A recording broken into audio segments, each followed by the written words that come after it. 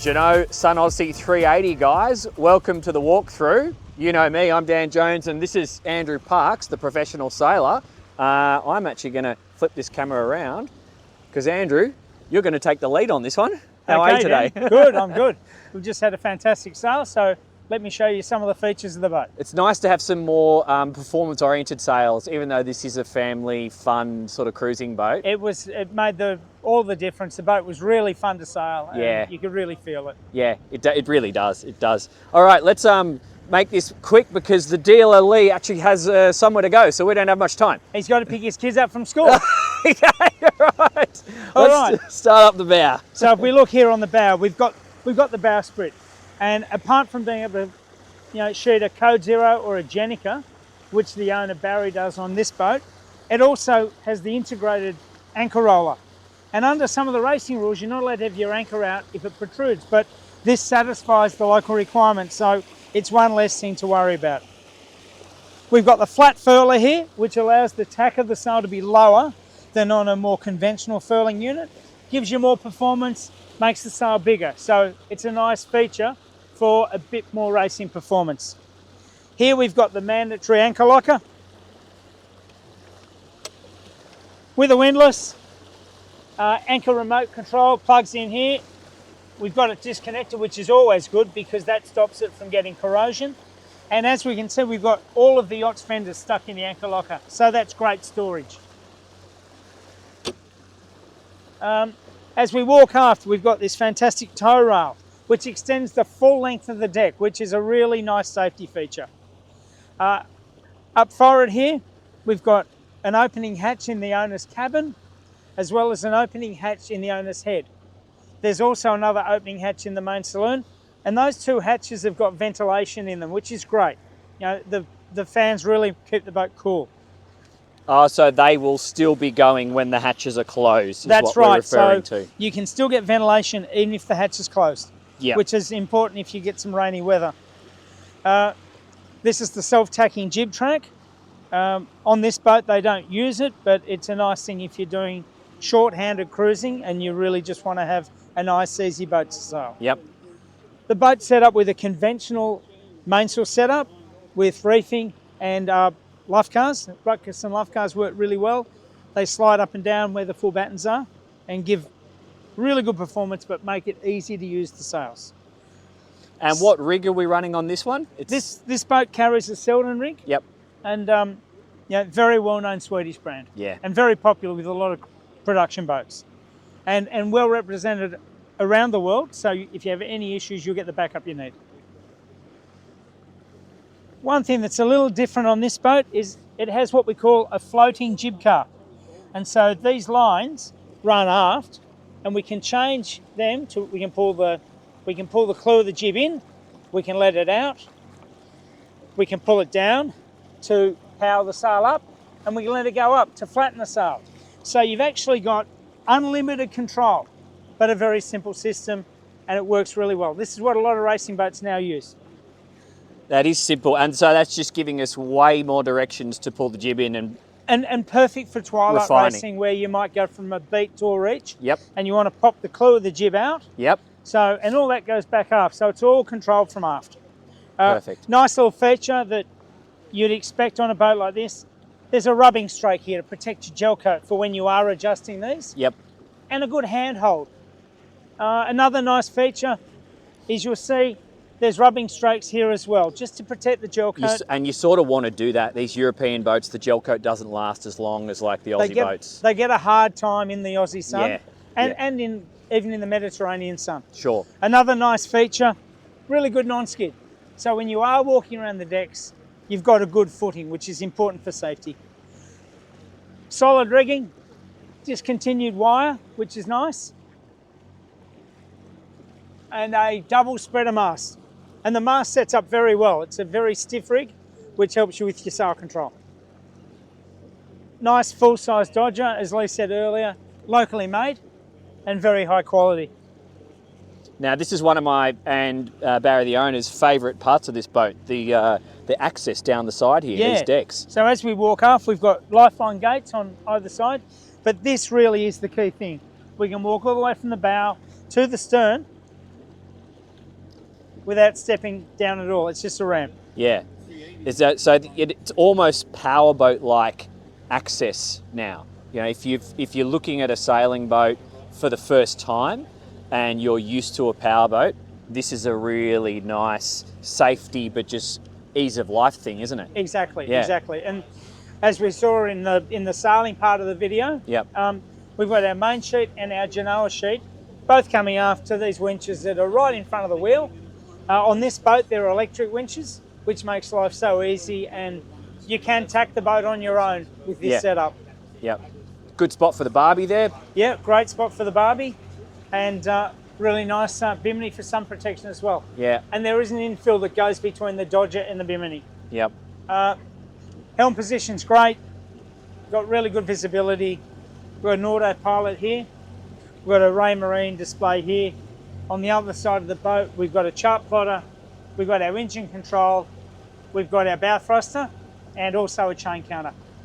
So everything you need. And then on the starboard wheel, we've also got a compass. So pretty well everything you want. And when we stop, we'll show you how the drop-down swim platform works. Sure. Let's start making our way through the cockpit and down into the interior. Yep. So a couple of little things. Really good size cockpit table. Varnish, which looks nice. Really high quality. Yep. We've got a shallow cockpit locker on this side. Again, more fenders. That one's drained too. Yeah. Which is handy for wet stuff. It is, because it keeps the whole area from getting mouldy. On the other side, we've got a massive cockpit locker, because with this cabin configuration, we don't have a cabin here. This is awesome. So is the two cabin the most popular layout, fellas? Yes, yeah. On both the 349, 350s and the 380s. It makes sense. So it is the most popular. Is that globally? Don't know. Don't know, but definitely in Australia. I mean, if you take the 349s as an example, there's 53 in Australia. Yeah. 49 are two cabin. Wow. So what does that tell you? There you go. That's interesting if you're buying one, because it'll be good for your resale if you buy the right one. 100%. So let's go forward. So here we've just got another set of winches. Port one is electric, and we've got all of our control lines running aft here. Jeanneau halyard, main halyard, outhaul, our reefing lines, our Vang. Then on this side, we've got our spinnaker, our main topping lift, spinnaker halyard, tack line. It's not run at the moment. And then, this is the jib car adjuster that we were looking at on the deck earlier. Before. Okay. So this is the in and out, and the up and down is out here, and it's got a can cleat on it. Okay. Awesome. All right, and then obviously for ventilation, the Dodger has a zip here, which folds up and lets the air through. All in all, nice and tidy. So let's have a look at the interior. And I can see we've got a couple of little barn doors, I guess we could call them, for the companionway. Yeah. And then the sliding hatch. Yep. And I'll follow you, Andrew, and let's Okay. go and check out, because this one, two cabin, but we've actually got two heads. Yes, yeah, which is different, but it certainly gives the owner and their partner their own head. Yeah. So they can have their toiletries in there, they can have all of their own towels and things like that in there without sharing it with anyone else. Well, let's go forward and have a look at the berth up the front, because it's the quietest spot when you're underway with the motor. Yeah, so again, we've got this door set up. So there's actually a little latch on the floor there. It's like I guess you call that a pocket door. Yeah, and so the nice thing about this is it allows really good access through here. Sometimes if you've got just a standard size door, it's a bit tight. But by having this configuration, Yeah. we've got a nice wide door and good access. It makes the space here feel bigger too, having that wider door, I think. So one small thing that you just have to allow for is because the head opens this way, you do have to have that door in position. So that's a little quirk. It's just something to be mindful of. I'm sure after the first time I'll pop the you've camera been in so everyone can have a look at this head. So that's the head with a combined shower up forward, and you still have the big hatch there for the ventilation, which we saw on deck. correct. And then obviously here, because we've got a head, we've got an offset berth, which is still a nice size double, reading lights, and then just in here, Dan, if you can come around the corner, We've still got a little... we've got a decent wardrobe here, which is nice. So you can, the wet weather gear's hanging here, ready for those tough days. Yep.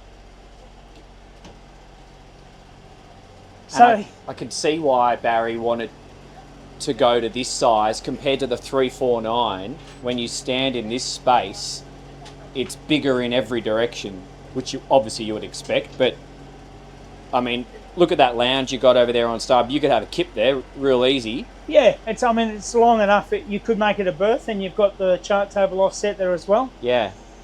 What I like is it's got a very light, airy feel. Yeah. The joinery looks lovely, so it balances nicely with the darker timber, light upholstery on the bulkhead, and then vinyl, on the sides with these big fixed port windows. Yep.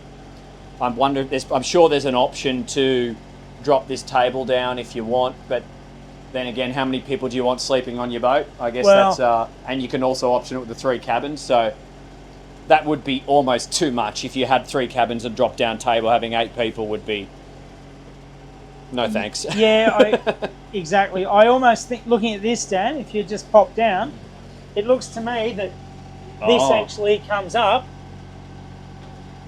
Oh, look at that. So that's how. So you probably remove the legs. Yeah, so you remove the table, put an infill there. There you go. And then you've got another double. Yeah, and that's for a bit of a daybed setup, really. Yeah, yeah. But it's very nice. I do like the finishings, the soft finishings on the bulkhead there, complemented on the ceiling. The Jeanneaus have always had a nice feel about them, haven't they? Yes. So let's have a look at this galley. Okay, so yeah, we've got a more traditional galley, the L shape, which is great for when you're at sea because you're actually in a pretty safe area. You could put a galley strap in here to lock yourself in. We've got some really good sized fridge here. And it's only top opening. Double sink, which is nice, with an infill here to give you a bit more space for food preparation. They're pretty well standard garbage bin, and then storage for all of your cleaning products, and a fire blanket, of course. Yep. The stove's still gimbaled. Yep, gimbaled Jeanneau stove. Jeanneau are pretty well the brand for all production boats now. Really good storage here. Great storage here for your glasses and cups. The only thing is, we just got that one little hatch above your head for ventilation. I'm living in Asia now, and they make some smelly food. Yep. Yeah. Well, look. I mean, I guess all boats are a small compromise. That's why we got a barbie out the back. Well, exactly. We tend to barbecue more here. Yeah, just make coffee down here. And but we've got an opening hatch above your head there. We've got the main companionway here as well. Yeah. So. Yeah. It's workable. If you're somewhere hot, you could always put a couple of small fans in. Yeah. Just to keep the air circulating. Yeah. Yeah. So nice storage here. And yeah, all in all, more storage under here, but also this is where your gas bottle switch is. Emergency shut off. Yep. Yep. And then back aft here, we've got another really good cabin. And if you have a look at that, Dan, you can see how wide the berth is. Oh yeah, get right in there. Because we don't have a deep locker there, so that's going to the other side of the motor. Yes. To the starboard side of the motor. Yeah, which is always the thing with these boats. You really can get a big berth in there. And look at this door. It's like a pocket door. Look at the hinge on that door. See how it's... Oh yeah. I haven't seen that before. Look, down here you've got a latch. Yeah. And then, so that's another little ingenious little design there, just to take up less space. That's really neat. That's interesting. Yeah. And it's just on this track here. Yeah. And so then it doesn't protrude in or out more than it needs to. and also gives you good access to the engine. Ah, yeah. We won't open this up because the engine's running. We'll do that when we're stopped. Yep. And obviously we've got all of our battery breakers here. Yes, that's just there. So let's have a look at the main head, because it's got a separate shower. This is really nice, actually, for probably another reason to upgrade from the 349, even though they come with a separate shower in the same compartment. This one's kind of unique, isn't it? Because it is. It's a really good setup. And then on this boat, because they've gone for this particular layout, we've got a dedicated shower in here. That's awesome. And what I really like, Dan, is there's access to the aft locker through that bulkhead. Yes. So sometimes things are at the bottom of the locker and you can't reach them. Yeah. Really good. Super handy. So one thing I would say, Dan, is to all of those people who've watched our review of the Beneteau 337.1, this is the layout they offer as an option with a separate shower. So if you've been interested in that boat and you wonder how the bigger shower is, this is what you get. Yeah, yeah, exactly. Yeah, well, that's it. We'll have to have a look at the engine bay when we're back at the marina and park the boat.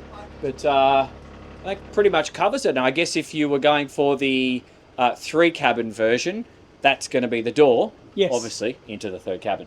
Exactly. Yeah. And and they'll be symmetrical aft cabins. They won't be as wide. Yeah. They'll be split down the centre line, which is, the standard layout. Correct. And once again, same again up the front. If you don't have that head, you get the bigger bed. Exactly. So it all depends on what your wish list is. Yeah. Because there are so many options, you can pretty well lay the boat out the way you like. Yeah. To suit you and your family and your goals. So. Exactly. All right. Overall, a really nice layout. Let's park this boat and then show everyone the engine bay. Great. Thanks, Dan. So as is normally the case with these boats, access to the engine is fantastic. Held up with a gas strap. So, although not super high, that gas strap. Not as high as some. Yeah, it's a little on the low side, but you've still got great access. Everything's where you'd expect it to be. As we said, it's a 40 horsepower Yanmar shaft drive, 3-blade, geared folding propeller. Apart from access here, we've also got really good access from either side. So it just means you can get in there and service the engine. The other thing too, more importantly, is when you're paying a engineer or a mechanic to do the work, it's easier for them to get the work done in an efficient manner. So it really is important. Even though the access isn't awesome, the sound insulation is very good. So it keeps the boat pretty quiet. All right, Andrew, thank you for that, mate. That was quite entertaining and educational. It was, yeah. We had a great sail on Pittwater. The boat sailed really nicely and it felt good. I definitely enjoyed and noticed having some performance sails. So I guess if you were completely new to boats and just trying to get used to the whole sailing thing, perhaps that doesn't matter. But if you've done a bit of sailing, it makes all the difference, doesn't it? Look, it does, but it almost goes the other way, Dan, because if you're new to sailing, you don't actually understand how to get the best out of the sails. Yeah. So an experienced sailor will know how to tweak things and adjust different settings to make the sails flatter or deeper. If you're a novice, you actually want click and go. Yeah. Just sheet them on and they're going to hold their shape. Yeah. But look, it's not as important if you're just cruising, but the overall experience is nicer if the sails are the right shape. Yeah. And I think if you're perhaps looking, as we've just found out, at coming across from a powerboat into a sailing boat, we saw some features like these walk-around decks are awesome, safe. The design of these clears that are locally done, which can really turn it into an enclosed environment when you're on anchor. Yep. But also powered winches. For sure, powered winches make life so easy, and I think it's all about, if you're new to sailing, it's all about making it easy so that you enjoy it, your family enjoy it, and you're not intimidated or scared off. I think if you've come from a powerboat and you tell your missus that she's going to have to get too physically active and sweaty and uncomfortable on a sailing boat, that might be detract from the excitement. For sure. If you can make it easy, look at some of the systems which are all available now on sailing boats, then you can still get your sailing in, and it's enjoyable experience for everyone. You want to make the transition as seamless as possible. Yeah. If you're trying to sell the concept, make it a good sell. Yeah, agreed. Yep. Agreed. Cool, guys. Well, I hope you found that video useful. Don't forget, if you want to see this boat sailing, that's another video. It's on the channel page. And if you want to ask any specific sailing questions, Andrew's the professional sailor. He's done the America's Cups. He's done, you know, how many campaigns have you done? Too many. Too many. Exactly.